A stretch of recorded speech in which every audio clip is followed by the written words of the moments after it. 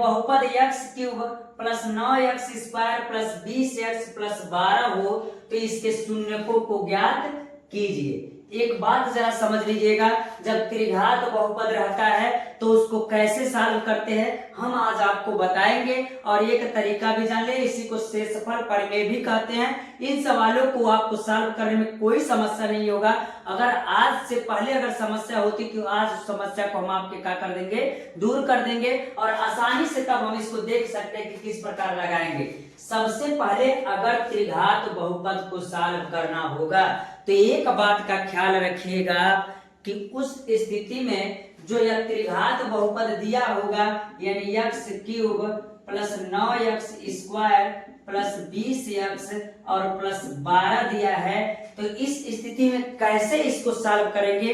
तो सबसे पहले ऐसी संख्या का चुनाव कीजिएगा जिसमें x का अगर मान हम रखे तो वह यह पूरा वैल्यू कितना हो जाए, 0 हो जाए। तो सबसे पहले यदि हम x बराबर एक बार 1 रख करके चेक करेंगे, एक बार x बराबर -1 रख करके चेक करेंगे, एक बार 2, एक बार -2, एक बार 3, फिर -3, इस प्रकार रख करके मान हम क्या करेंगे, चेक करेंगे कि वह क्या है, क्या यह 0 हो रहा है कि नहीं हो रहा है। अगर 0 होगा तो किस प्रकार होगा हम आपको बताएंगे आज, जरा ध्यान से सुनिएगा।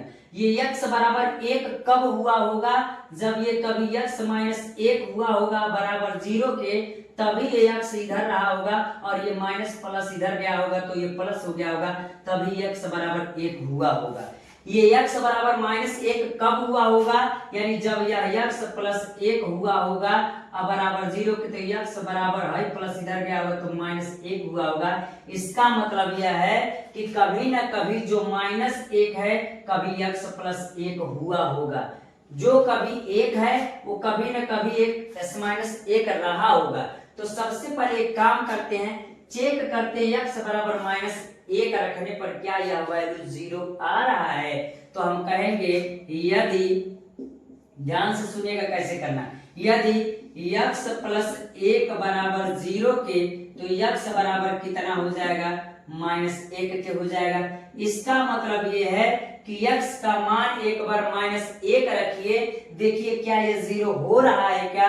तो हम रखते हैं जरा, तो रखने के बाद हम कहेंगे कि x का मान रखिए तो -1 का क्यूब हो जाएगा प्लस ये 9x² है तो 9 गुणे -1 का होल स्क्वायर हो जाएगा, अब प्लस 20 गुणे -1 और प्लस 12 हो जाएगा। तो आप जरा बताइएगा -1 का क्यूब करेंगे तो ये -1 ही आएगा, और ये जब -1 का वर्ग करेंगे तो ये प्लस हो जाएगा, तो 9 एकम 9 हो जाएगा, अब प्लस ये माइनस इसमें गुणा करेंगे तो -20 हो जाएगा, और प्लस ये कितना हो जाएगा, 12 के हो जाएगा। आप जरा बताइएगा, जो वैल्यू प्लस है उसको जोड़ लेते तो 12 ना 21 हो जाएगा कि नहीं होगा। तो हम कहेंगे 21 हो जाएगा, और -20 और -1 तो कितना हो जाएगा, 21 बराबर कितना आ गया, 0 आ गया। ये तो इसी बार में आ गया, एक ही बार में आ गया, यानी x बराबर -1 रखे तो 0 आ गया। ये कभी न कभी x -1 कब आया होगा, जब यह x प्लस 1 हुआ होगा, कभी तब हुआ होगा। अब एक काम करना है आपको, और वह काम यह है कि जो ये त्रिघात समीकरण दिया है उस समय एक काम कीजिएगा। अगर हम कहे ये कभी न कभी x प्लस 1 से निकल करके आए तो यहाँ हम भाग दे करके आपको दिखाते हैं, सबसे आसान तरीका होगा। अगर हम इसको अलग कर देते हैं, आप इसके नीचे लिखिएगा, कोई दिक्कत नहीं। आप जरा बताइएगा x प्लस 1 किए हैं कि तभी ना आया है -1, और भाग किस में देंगे, x क्यूब प्लस 9x² और प्लस 20x और प्लस कितना के हो जाएगा, 12 के हो जाएगा। तो जरा एक बात का ख्याल रखिएगा, हम कैसे भाग देते हैं, तो जरा एक बात का ध्यान दीजिएगा, यहाँ पर कितना है, x क्यूब है, और यहाँ पर कितना x की पावर 1 है, और कभी भी बस इसको बराबर किया जाता है, और जो चिन्ह यहाँ रहता है वही यहाँ लिखा जाता है। आप बताइएगा x की पावर 1 है, x के कितने घात से गुणा करके x क्यूब हो जाएगा। तो हम कहेंगे सर अगर x² से गुणा कर दे तो x में करेंगे तो x क्यूब हो जाएगा, अब प्लस इसमें करेंगे तो x² ये हो जाएगा। आप जरा बताइएगा, अब ये चिन्ह बदलता है तो ये माइनस और ये प्लस है तो ये माइनस हो जाएगा, और 2 से ट्यू हो जाएगा। अब बचेगा क्या, 9 में से 1 जाएगा तो कितना बचेगा, तो कहेंगे 8x² बचेगा। और तब इस वाले वैल्यू को बगल में रखिएगा प्लस 20x के। आप जरा बताइएगा, यहाँ प्लस है तो यहाँ भी प्लस रख ले क्या। अब आप बताइए, यहाँ 8 है यहाँ 1 है तो 8 यहाँ भी रख लेते हैं। x² लाना है, x 1 यहाँ है तो 1 x वाले से क्या करेंगे, गुणा करेंगे। तो 8 एक कम 8 हो जाएगा और x² हो जाएगा और प्लस 8 एक कम 8x हो जाएगा। आप मेरी बात को समझिएगा, ये प्लस है तो माइनस होगा, ये प्लस है तो माइनस होगा। आप बताइएगा ट्यू से ट्यू होगा कि नहीं होगा, तो हम कहेंगे होगा सर। और 20 में से 8 जाएगा तो ये बचेगा प्लस 12x बचेगा। और उसके बाद जो ये वाला वैल्यू है कहाँ आ जाएगा, प्लस 12 करके यहाँ आ जाएगा। यहाँ लाना कितना है, 12x, x है यहाँ, x यहाँ भी है, प्लस यहाँ है तो प्लस हम यहाँ लिख लेंगे। और 12 से अगर गुणा कर देंगे तो कितना हो जाएगा, तो 12 एक कम 12x हो जाएगा और प्लस 12 एक कम 12 हो जाएगा। आप जरा बताइए, ये माइनस ये भी घट जाएगा और ये भी घट जाएगा, 0 तो नहीं बचेगा, कुछ नहीं बचेगा। तो हम कहेंगे इससे भाग देने पर ये कट गया।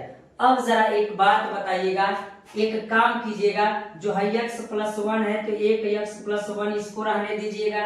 बगल में जो है क्या आया है, तो हम कहेंगे सर x² है प्लस 8x है और प्लस ये कितना है, तो कहेंगे सर 12 है। तो 12 कीजिएगा। अब आप बताइएगा, क्या यह द्विघात समीकरण बन गया।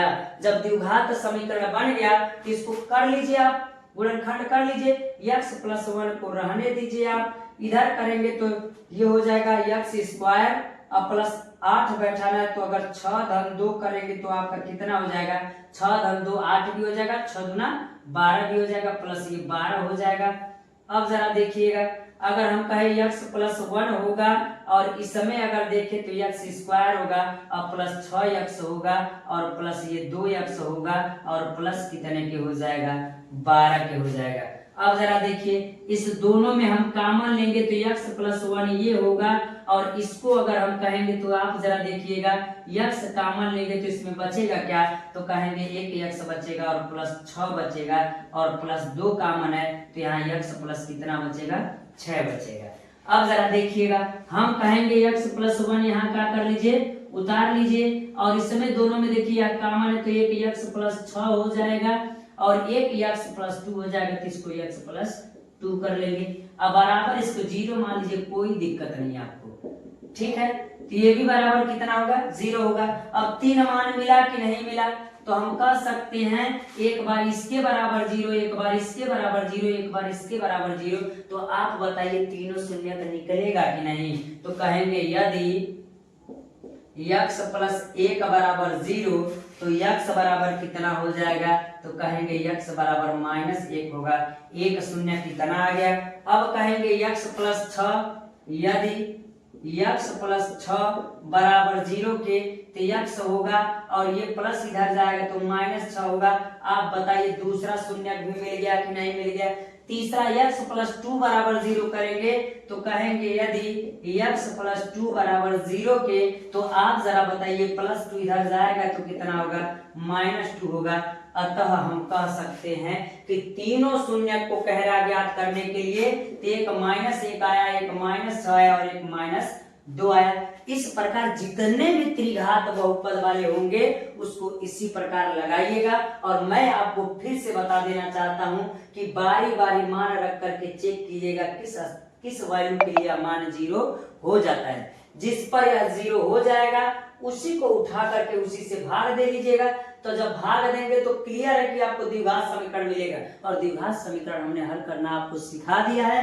तो उस प्रकार द्विघात समीकरण को हल करके और तीनों मान हमने क्या कर लिया, निकाल लिया। उम्मीद कर रहे प्यारे बच्चों यह बात आपको समझ में आ रही है। अगर बात यह समझ में आ रही है तो वीडियो को लाइक कर दीजिए, चैनल को सब्सक्राइब भी कर लीजिए और अपने दोस्तों के पास इस वीडियो को भी भेज दीजिए जिससे उनको भी कोई समस्या नहीं होगा। तो